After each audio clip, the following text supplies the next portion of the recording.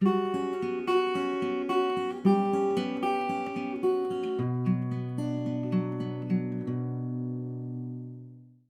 comme premier conférencier, je suis bien contente d'accueillir le professeur Philippe Gachon, qui est professeur d'hydroclimatologie au département de géographie de l'Université du Québec à Montréal, puis est directeur aussi du Centre de recherche, études et simulations du climat à l'échelle régionale et titulaire de la chaire de recherche sur les risques hydrométéorologiques liés au changement climatique.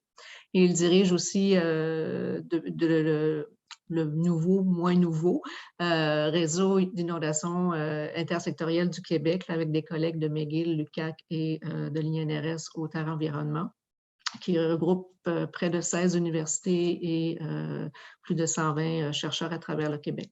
Donc, son expertise est très reconnue. Vous l'avez sûrement déjà vu dans les médias et comme conférencier. C'est un excellent conférencier. Son expertise comprend, entre autres, la modélisation du climat régional, les phénomènes météorologiques extrêmes, les scénarios climatiques régionaux et les risques hydrométéorologiques associés et les conséquences des aléas météorologiques et climatiques sur les systèmes naturels. Donc, c'est très pertinent, ces travaux. Alors, Philippe, je te cède la parole. Merci beaucoup, Cathy. Merci à tout le monde. Merci pour l'invitation. Ça me fait très plaisir d'être là ce matin. Alors, comme disait Cathy, je suis un peu un imposteur parce que moi, je suis pas vraiment médecin, mais j'espère que cette imposture-là, elle va changer parce que justement, on a besoin de travailler ensemble. Comme disait Madame Jabet, le problème est complexe et loin d'être simple. Donc, ça prend justement sortir de nos silos pour travailler ensemble. Alors, je vais partager mon écran. Donc, je vais vous parler de quelques éléments reliés à une espèce d'aperçu, justement, changement climatique, santé, puis quelques chiffres. Peut-être aussi, ça va permettre non seulement de faire le pont avec ce que disait Madame Jabet, mais aussi les présentations suivantes. Quand on parle de risque climatique, de quoi on parle aussi, comment on définit justement ces risques climatiques-là. Quelques éléments reliés, alors là j'ai extrait évidemment l'information qui vient de sortir, qui est un peu toute chaude, qui est évidemment beaucoup utilisée en ce moment à la COP 26, notamment les derniers résultats, en fait, synthèse du rapport du GIEC, donc qui est sorti cet été, les risques associés justement au changement, non seulement en cours mais à venir, puis quelques éléments reliés à des enjeux, solutions aussi, puis une brève conclusion. Alors, ça vient pas de moi, encore une fois. Hein. Ça, c'est l'Organisation météorologique mondiale de la santé qui nous dit qu'évidemment, changement climatique, en fonction des conditions de vulnérabilité, d'exposition, puis aussi en bon français, le coping capacity, puis aussi des éléments reliés à la résilience. Je vais revenir là-dessus tout à l'heure dans ma présentation. Tout ça, évidemment, affecte un certain nombre d'éléments reliés à la santé. Ça peut être, par exemple, tout ce qui est évidemment blessure ou même voire mortalité en cas d'événements extrêmes, tout ce qui est relié évidemment ici à la chaleur, qui peuvent poser des problèmes aussi, non seulement cardiovasculaires, François va nous en parler juste après aussi, et les problèmes aussi respiratoires, tout ce qui est relié évidemment aux problématiques reliées à l'eau, et aussi en particulier les zoonoses et toutes les maladies vectorielles. Tous les problèmes aussi que ça peut engendrer en termes de malnutrition et notamment aussi en termes de sécurité alimentaire, par exemple, dans le cas aussi où on a par exemple des sécheresses, j'en reparlerai un tout petit peu tout à l'heure. Il ne faut pas oublier une chose, on parle de santé publique, mais aussi tous les éléments de santé mentale qui sont, de mon point de vue et du point de vue de beaucoup de spécialistes, un des angles morts qu'il va falloir absolument d'ailleurs qu'on adresse en bon français au cours des prochaines années, parce que c'est un enjeu majeur, c'est certaines parfois des conséquences plus importantes qu'en termes uniquement de santé physique. Puis évidemment, il y a tous les éléments reliés évidemment au système de santé, Madame Jabert en a parlé aussi, qui sont sollicités et qui vont être de plus en plus sollicités au cours des prochaines années. Fait que tout ça pour dire que les changements climatiques ont un impact direct et indirect sur la santé, et ces impacts-là sont fortement influencés par les déterminants qui sont à la fois environnementaux, sociaux et aussi de nature de santé publique. Alors, par exemple, dans le cas des maladies vectorielles et aussi toutes les zoonoses, un travail d'ailleurs qu'on avait fait, une espèce de synthèse avec mon collègue Nick Ogden de l'Agence de santé publique du Canada pour voir comment les changements climatiques, par exemple, allaient affecter notamment un certain nombre de maladies. Par exemple, on peut penser à la maladie de Lyme, la maladie qui nous vient, par exemple, des zones tropicales, le Zika, le chikungunya ou d'autres aussi maladies qui sont véhiculées par exemple par les tiques, en particulier le tic d'Amérique ici qui est en train de progresser vers le nord. Un travail d'ailleurs qu'on a fait avec encore une fois mes collègues de l'Agence de santé publique du Canada et une étudiante que j'ai dirigée aussi du département de géographie pour voir comment tous les changements aussi affectaient justement l'écologie de ce tic-là. Évidemment, il ne faut pas oublier qu'évidemment, il y a aussi d'autres facteurs, notamment le transport et autres, qui amènent aussi avec lui des maladies qui vont devenir plus ou moins endémiques avec évidemment le réchauffement du climat. Alors, quelques faits aussi, quelques chiffres, puis ça encore une fois, c'est un petit peu important de le rappeler. D'abord, le changement climatique, l'Organisation mondiale de la santé rappelait que c'est la plus grande menace pour la santé à laquelle l'humanité va être confrontée et est déjà confrontée.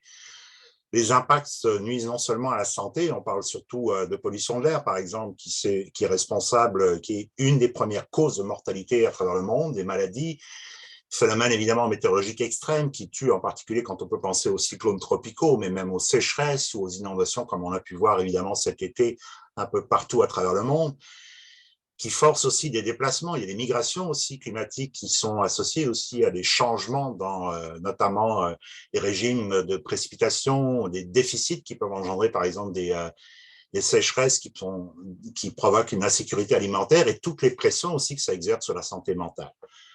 Chaque année, par exemple, des facteurs environnementaux engendrent des pertes de vie de l'ordre de 13 millions de personnes, puis ça, c'est en augmentation. 90% des gens respirent en général des niveaux malsains de pollution atmosphérique, résultant en grande partie, évidemment, à l'utilisation des combustibles fossiles. Je ne ferai pas plus de détails là-dessus. C'est sûr qu'en ce moment, on en parle beaucoup et j'espère qu'on va arriver tous ensemble à avoir au moins un plan d'action un peu plus, on va dire, non seulement pertinent, mais un peu plus avant-gardiste que ce qu'on avait eu en 2015 à Paris. En 2018, par exemple, la pollution de l'air a causé, via les combustibles fossiles, des coûts sanitaires et économiques de 2900 milliards de dollars US. C'est à peu près l'équivalent de 8 milliards de dollars par jour. Donc, ce sont des coûts énormes, non seulement les coûts humains, mais évidemment les coûts économiques qui sont importants.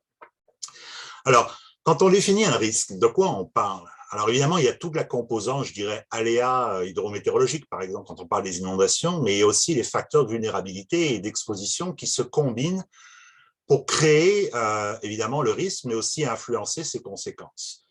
Il ne faut pas non plus oublier une chose extrêmement importante, je vais en reparler plus tard, c'est toute la capacité à faire face, ou en bon français, le coping capacity. Donc, ça peut être au niveau collectif, organisationnel, on peut parler du système de santé, mais aussi au niveau individuel.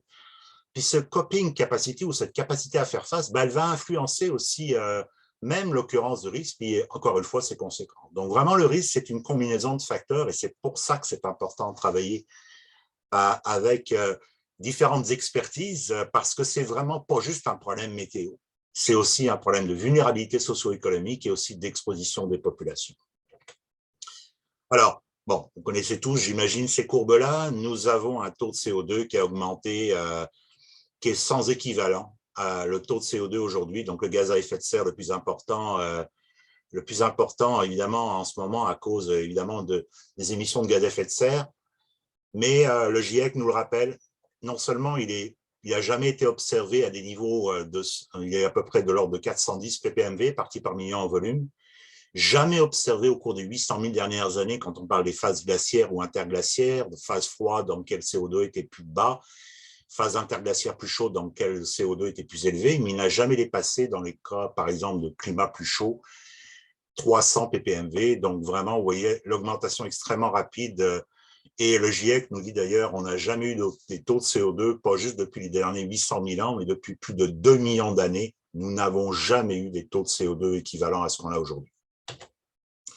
Alors évidemment, avec ça, on voit l'augmentation des températures. Ça, ce sont une anomalie des températures pour toute la période 1850, depuis qu'on a le début de relevés météorologiques jusqu'à 2020, une anomalie par rapport à la période pré-industrielle. On est donc à peu près à un taux de réchauffement de l'ordre de 1,2 degré en température moyenne annuelle globale par rapport à ce qu'il était à l'époque pré-industrielle. Donc, on se rapproche malheureusement très rapidement de ce 1,5 degré qu'on s'est tous fixés dans les accords de Paris. Quand on regarde d'ailleurs dans le détail, on voit que décennie après décennie, la dernière décennie qu'on vient de passer, est plus chaude que la précédente, qui était plus chaude que la précédente. Et vous voyez, cette augmentation, elle est quasiment exponentielle. Donc, c'est particulièrement préoccupant. On se rapproche beaucoup plus rapidement de ce 1,5 degré que ce qu'on avait anticipé il y a quelques années.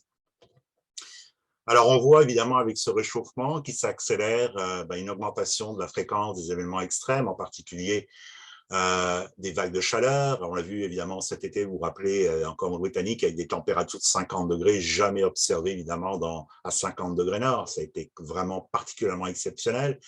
Des précipitations extrêmement intenses, des sécheresses qui augmentent dans certaines régions du monde, des feux de forêt avec des feux d'envergure, comme on l'a vu encore une fois cet été dans l'ouest du pays. Et en particulier aussi l'océan, il ne faut pas oublier une chose, 70% de la superficie de la planète, c'est de l'eau, c'est l'océan qui accueille un milieu de vie énorme, une biodiversité énorme, et cet océan-là qui accumule de plus en plus, qui absorbe du CO2, s'acidifie, et automatiquement, ça veut dire aussi une perte de biodiversité. Rappelez-vous aussi peut-être une chose importante, la majeure partie de la population de la planète consomme évidemment des poissons, donc des ressources halieutiques, et non pas de la viande, comme nous, évidemment, nord-américains. C'est notre diète principale, mais les poissons, en fait, les ressources halieutiques sont extrêmement importantes pour assurer la sécurité alimentaire dans beaucoup de pays du monde. Alors, dans le futur, on s'attend, encore une fois, là, ce sont les scénarios, je vais passer rapidement, le scénario qu'on s'entendait tous à avoir quand on a fixé les accords de Paris, ce fameux 2,6 ou 1,9, ici, c'était justement pour maintenir le réchauffement en bas de 1,5 ou 2 degrés. Malheureusement, on est plus dans, actuellement, encore une fois, les taux de CO2 qui réaugmentent après la relative pause qu'on a eue l'année dernière. Et on est plus situé dans les scénarios entre le 4,5 et le 7,5. Ça veut dire un taux de réchauffement qui, vers la fin du 21e siècle, va atteindre plus de 3 à 4 degrés. Et ça, c'est particulièrement problématique parce que je vous en parle juste après. Au-delà d'un seuil de réchauffement, les extrêmes augmentent et ça va avoir des impacts de plus en plus importants sur la santé. On prend l'exemple ici, par exemple, quand on a des taux de réchauffement, vous voyez ici le graphique, ici au-delà de 1,5 degrés. Pour tout ce qui concerne les événements, évidemment, par exemple, les événements extrêmes, on passe de risques bas à des risques modérés. Et au-delà d'1,5, on passe à des risques élevés. Et c'est vrai non seulement pour les événements extrêmes, pour aussi la distribution des impacts reliés à un certain nombre de phénomènes météorologiques. Donc, tout ça est particulièrement préoccupant parce qu'au-delà, encore une fois, du seuil de réchauffement, les risques sont augmentés et de façon très importante dans certains cas, et notamment, évidemment, tout ce que ça peut avoir comme impact sur la santé humaine. Quand on prend, par exemple, aussi à l'échelle de l'Amérique du Nord, ça c'est le dernier rapport du GIEC, on voit qu'au-delà du réchauffement de 2 degrés, on voit les risques augmenter, par exemple les indices de feux de forêt, les températures élevées qui vont évidemment favoriser des incendies, comme on a vu évidemment cet été, les chaleurs extrêmes aussi qui vont augmenter en termes d'occurrence et au fur et à mesure que le réchauffement va s'amplifier, les inondations, etc. Alors, quelques éléments, je vais terminer en 3-4 diapositives en termes de solutions. D'abord, se rappeler des enjeux. Je vous ai parlé des risques tout à l'heure, c'est vraiment une combinaison de facteurs. Alors, les risques qui sont de nature, encore une fois, et c'est vrai pour les facteurs de risque, mais aussi pour les facteurs de résilience, ils sont de nature sociétale, organisationnelle, communautaire et aussi individuelle. Puis c'est tous ces éléments-là qui font en sorte qu'on a des intensités, des conséquences des désastres qui peuvent affecter évidemment des populations, donc qui sont exposées.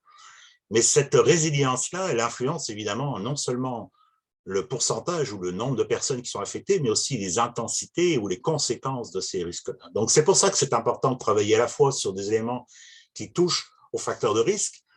Oui, on peut réduire notamment nos émissions pour éviter justement de se retrouver dans une situation où on va avoir, comme je disais juste avant, des fréquences d'événements extrêmes qui vont augmenter de façon extrêmement importante, mais surtout travailler sur les facteurs de vulnérabilité qui sont de nature sociale, sanitaire ou psychosociale, facteurs d'exposition aussi au niveau communautaire individuel pour réduire justement un certain nombre d'éléments reliés aux facteurs de risque. C'est vrai aussi pour la résilience, avoir un support, gérer les stress ou les difficultés à faire face, puis aussi tous les éléments reliés justement à la communication, à l'engagement, sens communautaire, etc., etc.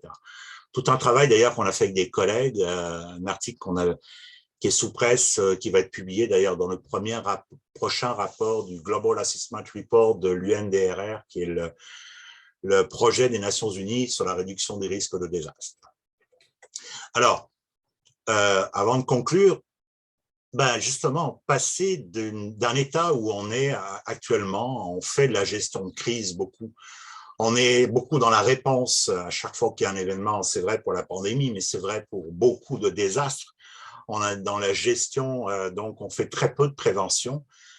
Et il faut passer de cet état-là à un état, comme nous le dit encore une fois l'ONU, beaucoup plus proactif, qui évite, en fait, qui permet de passer d'une approche destructive à une approche régénérative, faire une gestion proactive des risques, mettre la prévention au centre de nos priorités.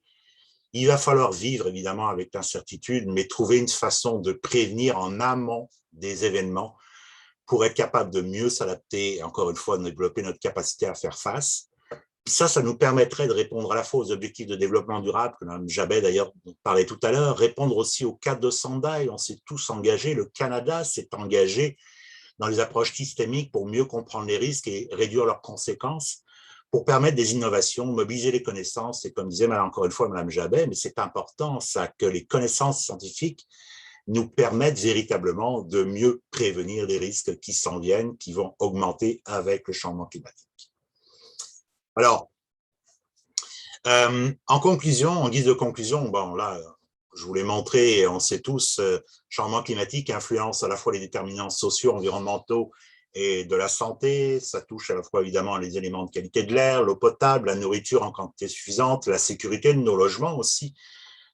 Et on n'est pas à l'abri de ça. Hein. On a eu des inondations. Il y a encore des gens, par exemple, 2 ans après l'inondation qu'on a connue en 2019, qui n'ont pas intégré leur logement. Hein. On prend l'exemple, par exemple, de Sainte-Marthe-sur-le-Lac. On s'attend entre 2030 et 2050 à ce que le changement climatique augmente à peu près de l'ordre de 250 000 décès supplémentaires par an, en particulier juste reliés à la malnutrition, au paludisme, aux diarrhées, au stress reliés par exemple à la chaleur. Et ça, c'est juste relié à certains éléments. Et on sait qu'il y en aura d'autres. On estime par exemple les coûts des dommages directs en santé à l'exclusion des coûts dans les secteurs qui déterminent la santé, en particulier l'agriculture, l'eau, l'assainissement, se situeront entre 2 et 4 milliards de dollars par année d'ici 2030. Donc, c'est très bientôt, ça. Donc, des coûts qui vont augmenter. Des zones aussi qui n'ayant pas des bonnes infrastructures de santé, pour la plupart dans les pays en développement, évidemment, seront les moins en mesure de se préparer à faire face à des situations sans assistance, notamment au niveau coopération internationale. C'est pour ça que c'est important de réduire nos émissions, à la fois pour élargir aussi les choix de transport, alimentation, énergie, et tout ça peut entraîner évidemment une amélioration en ce qui concerne évidemment notre qualité de vie, mais évidemment relié à des éléments reliés à la santé. Alors ma dernière diapositive, et je vous la partage parce que peut-être ça va permettre de mettre en place un certain nombre d'éléments de discussion avec le panel juste après, les risques climatiques qui vont être de plus en plus élevés, complexes, interconnectés. Ça fait intervenir évidemment des facteurs naturels et humains qui sont eux aussi en évolution. Les risques hydrométéorologiques sont évidemment les plus préoccupants parce que l'inondation et les tempêtes sont ceux qui engendrent les conséquences, les pertes économiques et humaines les plus importantes, et c'est ces risques-là en particulier qui vont augmenter le plus. Non seulement le changement climatique affecte directement et indirectement les populations et les sociétés, mais il affecte également la résilience et les capacités d'adaptation. Je vous en ai parlé tout à l'heure à propos de comment c'est important de justement développer notre capacité à faire face, mais tout ça dépend du contexte social, sanitaire et économique, donc il faut travailler sur ces éléments-là. Et comme les risques climatiques, de toute façon, ils sont irrémédiables, quand bien même nous obtiendrons des actions de la part du gouvernement cette semaine à la COP26, on n'arrêtera pas le réchauffement, il va continuer à progresser et tout ça va affecter durablement la santé, les caractéristiques socio-économiques, technologiques et démographiques de toutes les sociétés. C'est pour ça que c'est important de passer d'une approche gestion de risque à une approche intersectorielle proactive des risques, parce que c'est comme ça que ça va nous permettre aussi de réduire les conséquences, en particulier sur la santé. Voilà, merci beaucoup.